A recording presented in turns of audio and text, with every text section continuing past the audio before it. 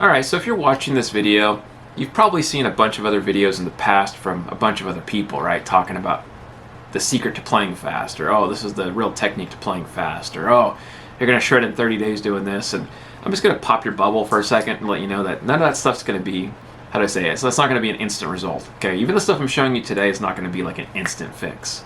It's going to take consistency, you know what I mean? So you're going to have to do this every day. And you have to give it time, so you got to be patient. Okay, so there's consistency and there's patience, and that plays a big role in achieving those results for playing faster. But there are things you can do to make it easier, right? And one of those things that I feel like that makes it easier and that isn't really talked about at all is a good right hand practice routine. Okay, let's just say that we're playing an open string, like let's say my B string, right? I just keep that little motor going like that. Don't even use a metronome yet, just sit there and do that, open. It'll feel pretty silly, but just get comfortable doing that. Now as I'm doing this, okay, I'm really relaxed. I'm not playing with any tension. I'm just letting the pick kind of go down and up. That's it, very lightly. As far as pick slanding goes, don't think too much about that either, because if you get really caught up in the concept of pick slanding, you're gonna wig yourself out before you even get anywhere. So think about pick slanding later. Right now, just focus on touching the string with the pick, letting it go through, and then coming back up, okay? So down, up, small movements. As light as possible, just enough energy to go through the string and back. Let the wrist kind of do a little, like, gyration. See, it's kind of going down and up. Okay, now check this out. If I put the metronome on, okay, and I do the same exact motion here, okay, check this out. Okay, so 1 and 2 and 3 and 4 and 1 and 2 and 3 and 4 as eighth notes, by the way. So keeping that going as long as you can. When it's stupid easy, try adding something with the left hand. So it could be something stupid like, you know, you're just bouncing off a string, right? So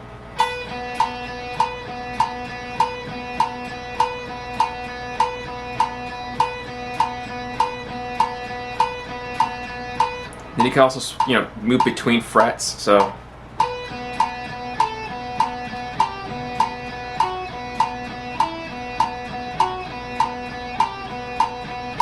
switch fingers.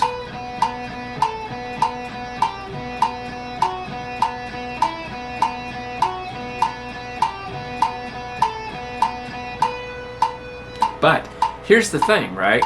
And you might have missed this. Your right hand needs to stay the same. Okay, let me turn this off for a second.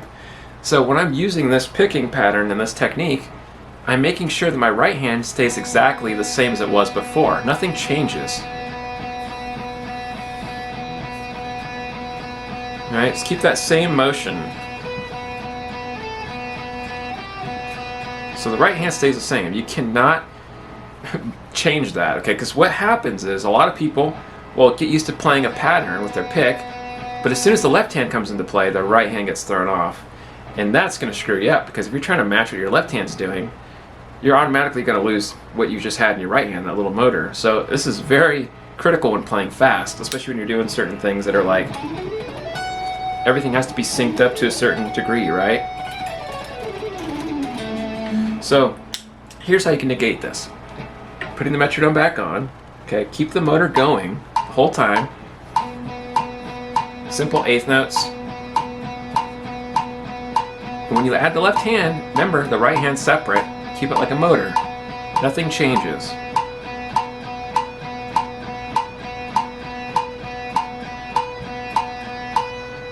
Okay, now a more advanced exercise would be take something like a major scale, okay? And let's say I'm just doing something on the B and E string down here, 8, 10, 12. And let's say I just go, start with the 8 first, then add the fingers.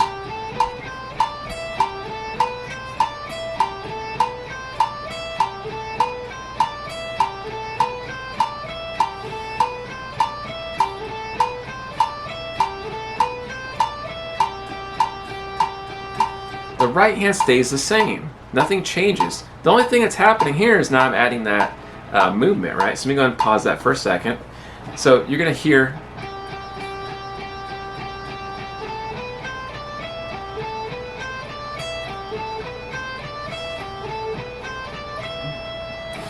Now, it's important if you're going to do economy picking or alternate that you stay strict with that, only that, and nothing else for at least 10 repetitions. So don't just play economy one time, then jump to alternate. That you can do later on when you get more advanced with the picking, but try to keep it consistent for at least 10 repetitions. So like down, up, down, up, down, up, down, up, down, up, down, up, down, up, down, up, down, up. When that gets easy, then go to something like up, down, up, down, up, down. So inside picking.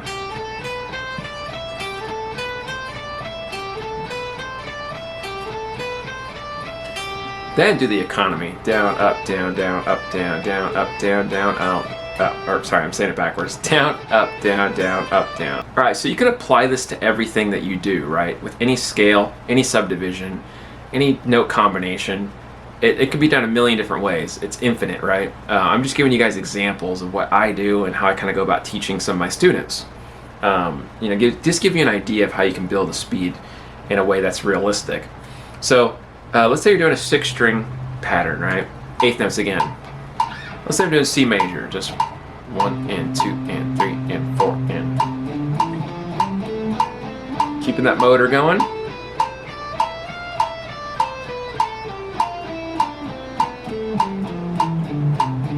So the right hand's very loose, okay? Precise but loose. And I'm just kind of gliding across very gently, letting the picking motion take me where it needs to go.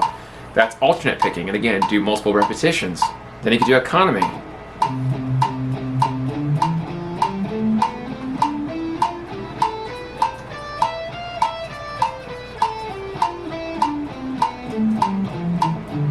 A little sloppy, but get the idea.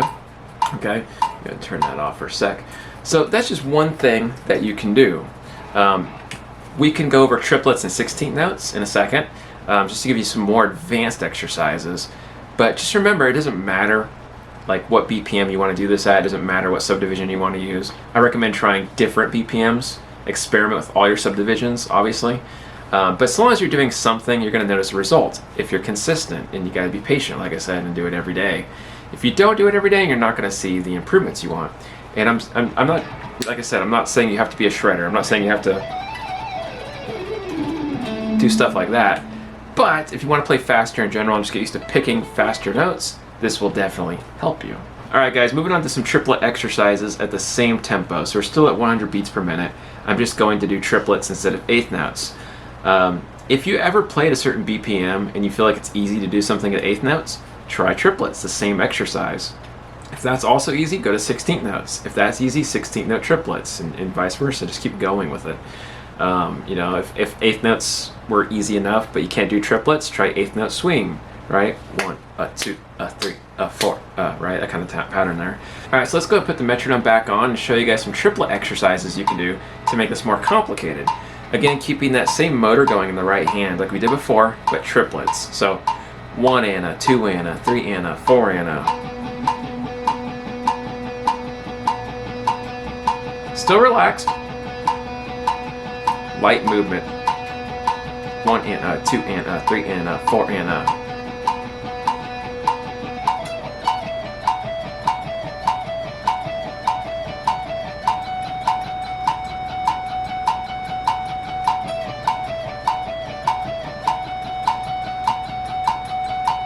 Okay, so just doing a little major pattern there, right? Major scale pattern.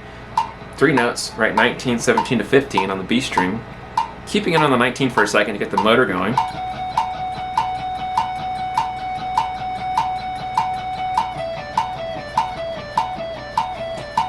Add the E string.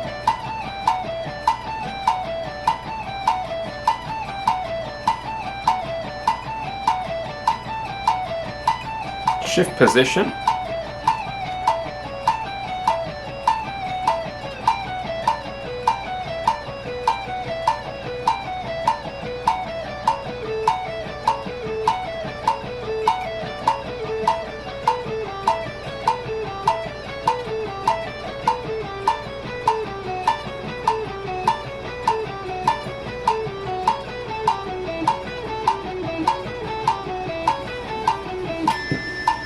Now we're back to the octave, right?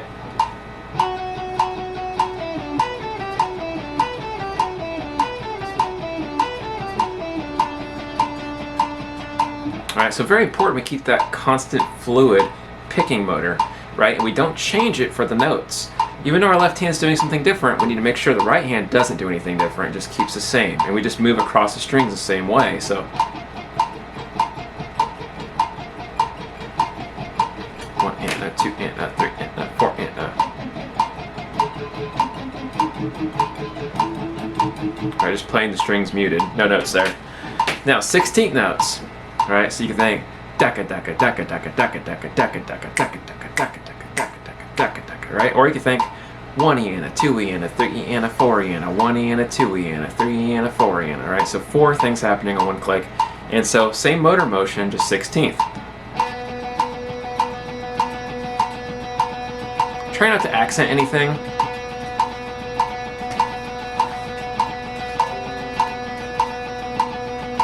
Nice and even. Right, you can do the same thing we did before, bouncing off the frets, right? So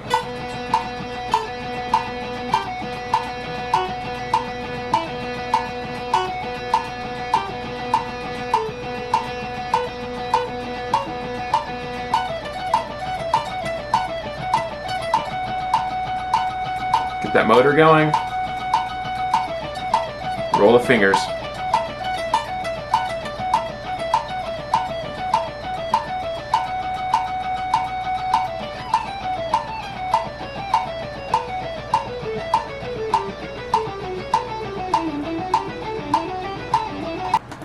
So there's so many different ways that you can do these exercises, right? Like I said, you can do it at different BPMs, different subdivisions. It doesn't really matter so long as you're consistent, you're patient, and you relax, right? Don't use too much tension, and use that small, right, little motor movement that I showed you guys, okay? Just keep that same motor movement. Don't change what your right hand's doing, right? That's what gives me this shreddy sound in here. Kind of lightly grazing over.